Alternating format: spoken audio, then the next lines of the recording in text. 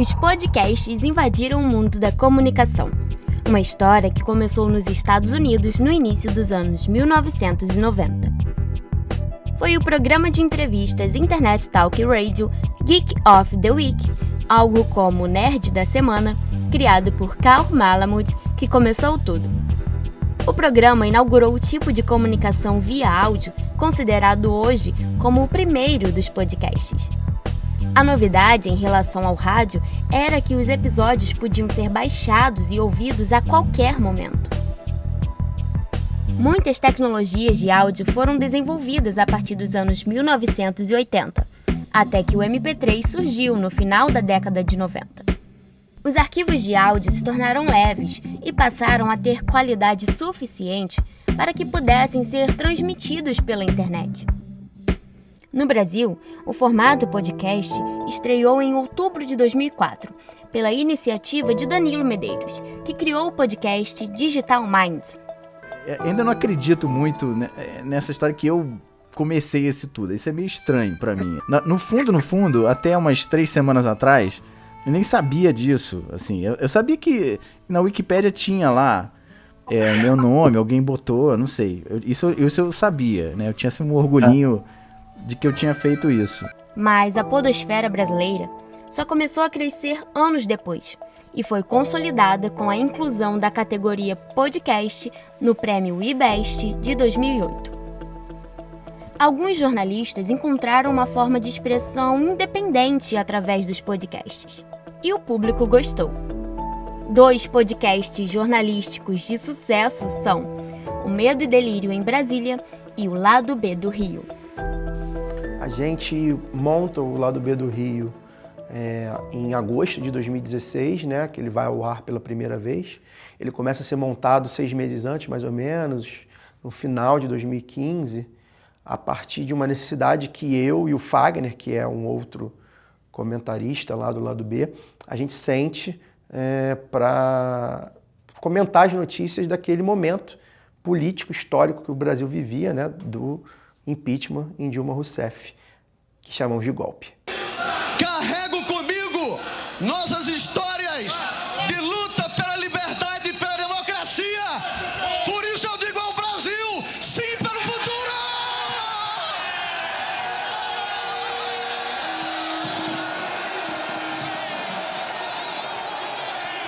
Venho para olhar diretamente nos olhos de vossas excelências e dizer com a serenidade dos que nada têm a esconder, que não cometi nenhum crime de responsabilidade. A gente muito inconformado, os dois por sermos jornalistas, muito inconformado com uma espécie de discurso único que existia nos grandes jornais, nas grandes televisões, no rádio de uma maneira geral. A gente, muito inconformado com essa ideia desse discurso único, a gente se juntou, inicialmente eu e Caio como jornalistas e um amigo nosso, Daniel Soares, que é economista, e um outro amigo nosso que já não faz mais parte do grupo, mas que à época também foi chamado, Alcísio Canete, que é um advogado. A gente se juntou com a ideia de fazer um programa de rádio na internet, né? Como pode uma vereadora negra LGBT da favela ser assassinada por uma milícia e os prédios públicos continuarem intactos?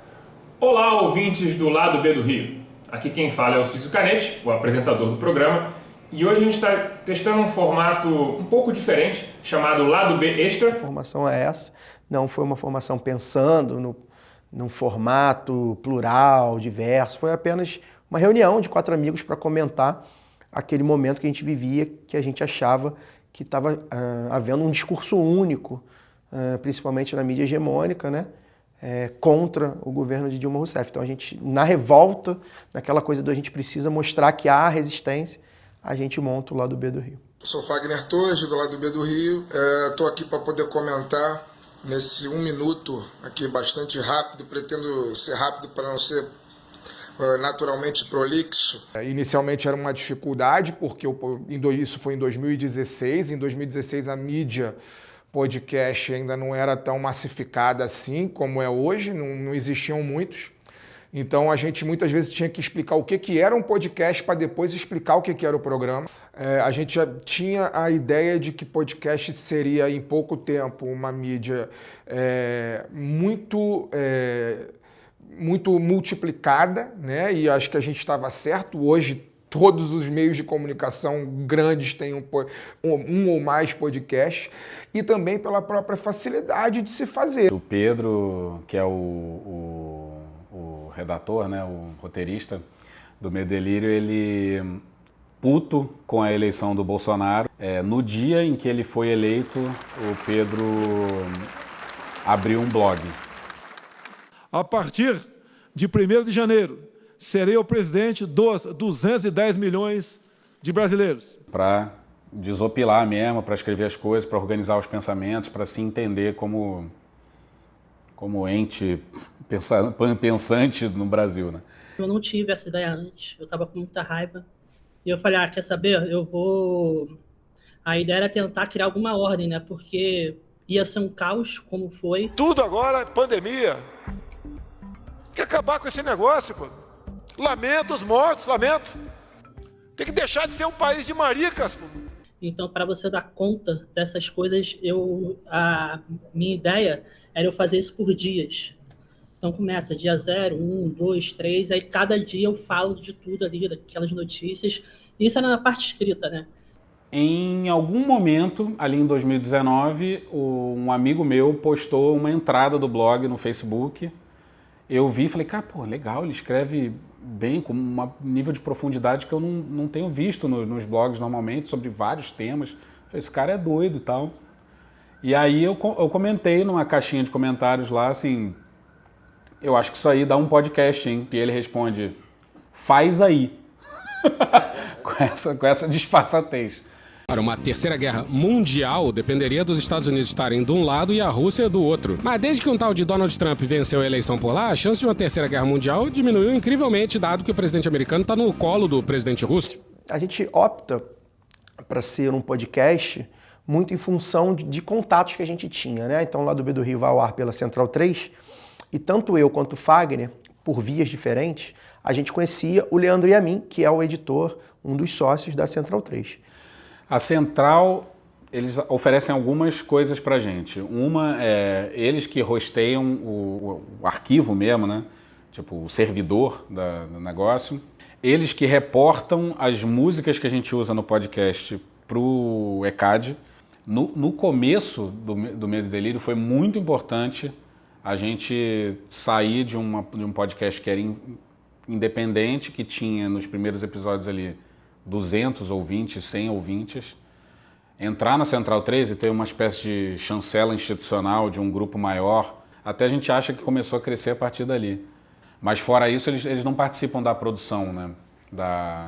Quem produz mesmo é eu e o Pedro. Voltando um pouquinho lá atrás, no começo do nosso programa, o programa, inclusive, ele era quinzenal, ele começou quinzenal, porque a gente, desde o começo, optou por fazer em estúdio e a gente tinha que pagar para fazer no estúdio. A gente não tinha dinheiro para pagar toda semana.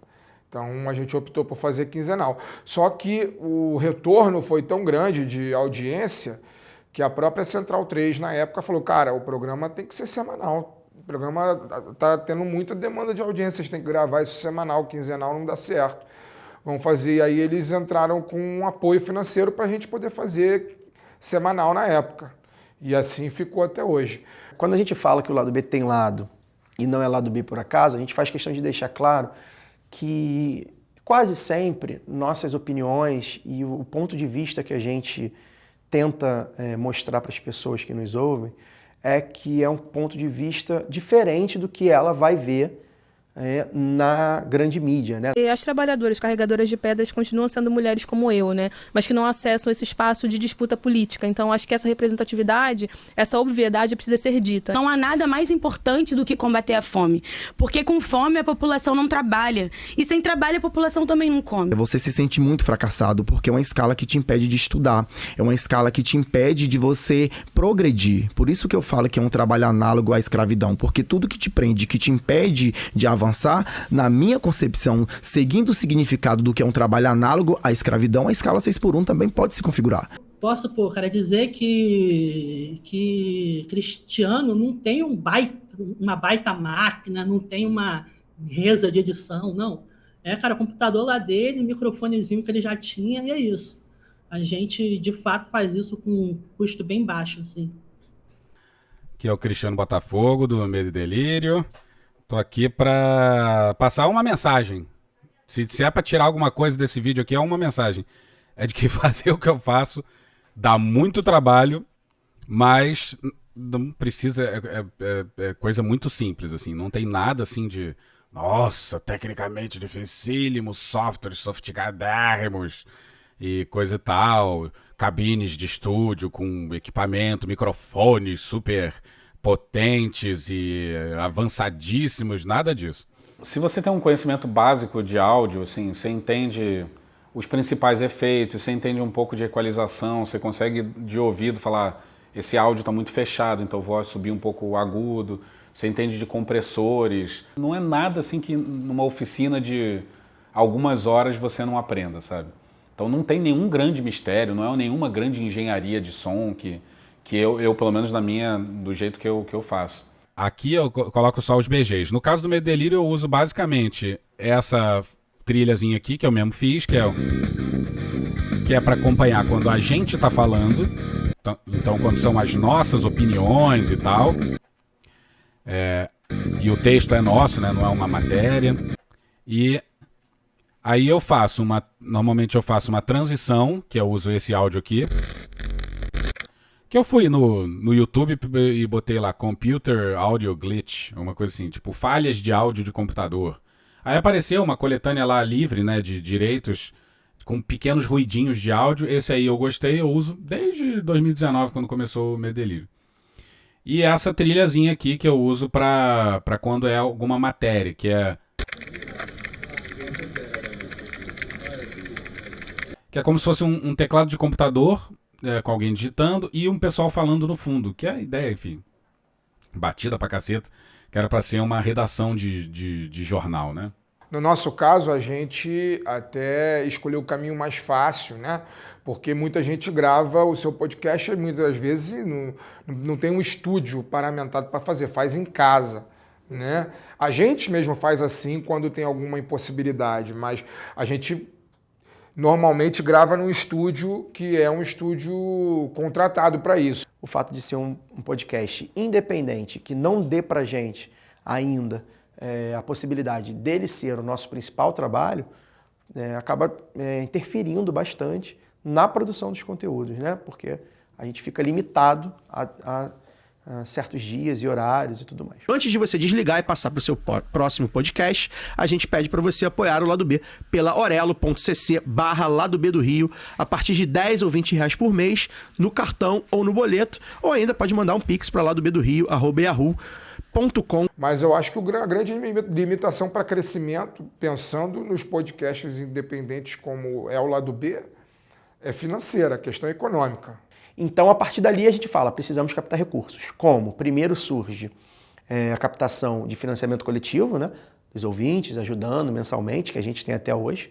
E depois a gente começa a procurar empresas e parceiros que pudessem ajudar a gente de alguma forma, seja financeiramente, seja como permuta, que tivessem a ver com a nossa linha editorial. Então, a gente só fecha acordo com empresas e marcas que se assumem progressistas, no mínimo, né? A gente lembra que o Lado B Revista é uma parceria do Lado B com o escritório Normando Rodrigues. A gente tem 4 plataformas de apoiamento. Aí a gente tem a loja, que a gente vende umas quinquilharias lá, qualquer camiseta, eco bag, tem umas coisas lá. Essa camisa, por exemplo, é de lá. A gente vende espaço de publicidade também, que, sei lá, recentemente a gente botou a Bebel Books, a Rádio Novelo e um evento do Sesc, que tem um Sesc em São Paulo. Nosso maior público é em São Paulo, então fazia sentido o Sesc anunciar um evento em São Paulo no podcast. Mas a enorme maioria é apoiamento. A relação do Lado B, né, com as plataformas, ela basicamente se limita a distribuir. A gente faz uma parceria com a Aurelo, que é uma distribuidora de podcasts nacional que remunera o produtor, né? O Spotify, a gente está lá porque a gente sabe que é a nossa maior base de ouvintes, se eu não me engano, perto de 50% ou até mais de ouvintes são do Spotify, não remunera ninguém, não só a gente. O Spotify não remunera nenhum produtor de podcast que não seja do selo Spotify. In the streaming world, I can show you right now. They just sent me some from Spotify where I got 1 billion streams, right? My publisher hit me. I said, break that down. How much money is that? That shit wasn't even $45,000. That's crazy. That is crazy. A gente sabe que a gente está sendo prejudicado, mas como a nossa ideia, e hoje a gente sabe que a gente não tem o alcance que teria sem o Spotify, a gente precisa do Spotify, e eles sabem disso, então por isso que eles exploram a gente. A gente não tem nenhuma pretensão de sair do Spotify. Pelos nossos números, se a gente compara os nossos números com o ranking do Spotify, dá para a gente ter uma sensação de que o universo está em expansão, né? Muito bom ver quando a gente é, citado na rádio, televisão. Eu acho que uma hora que eu vi assim, que eu falei, porra, a gente está enorme, é quando a gente virou texto de esquete do Porta dos Fundos, pô. Essa hora eu falei, porra, a gente tá em texto de esquete de humor, sabe? Como se fosse algo que já que, cara, as pessoas já têm ideia do que é. Eu já trabalhei em redação, já trabalhei em assessoria, já fiz algumas outras coisas na parte de comunicação, né? Em nenhuma delas eu tenho certeza absoluta disso, eu teria a liberdade de dizer as coisas que eu digo no podcast. E aí, né, eu não estou falando de nada absurdo, eu não estou falando liberdade para poder falar coisas absurdas, não. Eu estou falando liberdade para provocar determinadas reflexões que aquelas organizações, que são as organizações do grande capital da comunicação, não estão dispostas a proporcionar para a sua audiência. Trazer, por exemplo, alguém do movimento dos trabalhadores rurais sem terra para poder falar sobre reforma agrária no Brasil, né? Em qual programa, em qual podcast, já que a nossa conversa aqui é sobre podcast, em qual podcast da mídia empresarial você vê alguma liderança, ou mesmo que não seja uma liderança, uma militância comum do movimento dos trabalhadores rurais sem terra, ser convidada para poder trazer a visão dos sem terra sobre a importância da agricultura familiar, a importância da reforma agrária, né?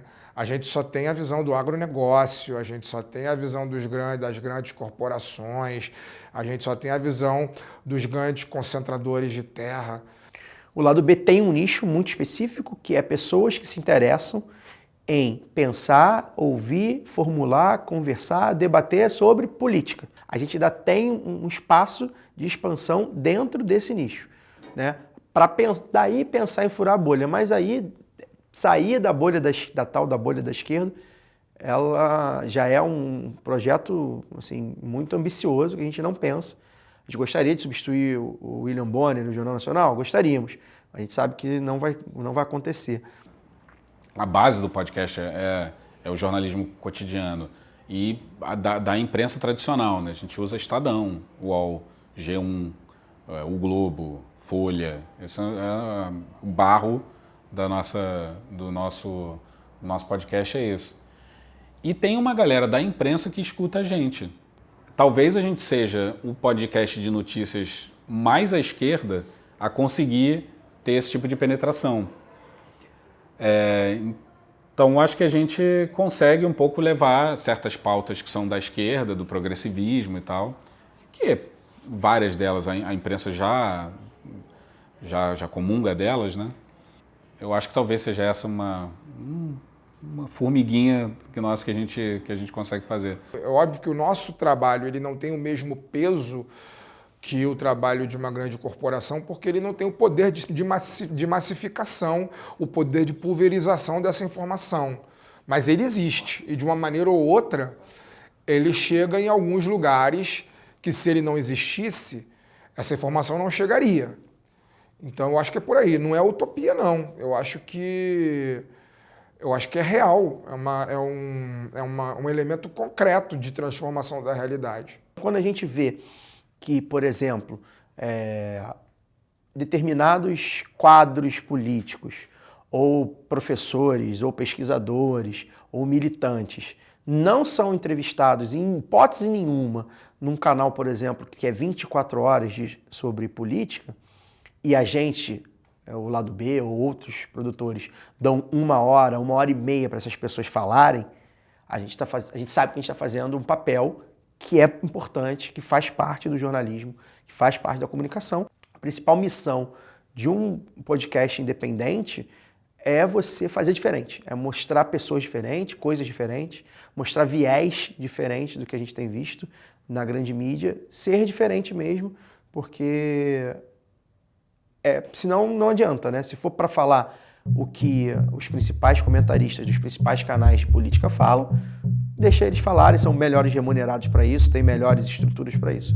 É para a gente mostrar um mundo diferente que o Lado B serve.